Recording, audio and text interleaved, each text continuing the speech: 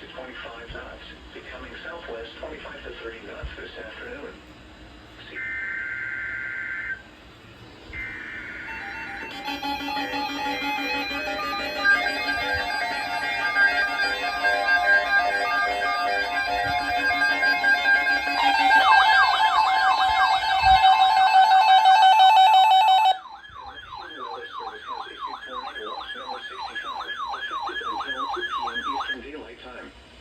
This watch includes the following counties in Georgia: Bryan, Bullock, Chatham, Effingham, Liberty, and Scriven in Jasper, South Carolina.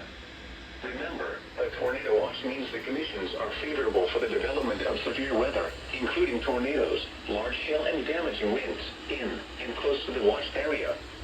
While severe weather may not be imminent, persons should remain alert for rapidly changing weather conditions and listen for weather statements and possible warnings. Stay tuned to NOAA Weather Radio, commercial radio and television outlets, or internet sources for the latest severe weather information.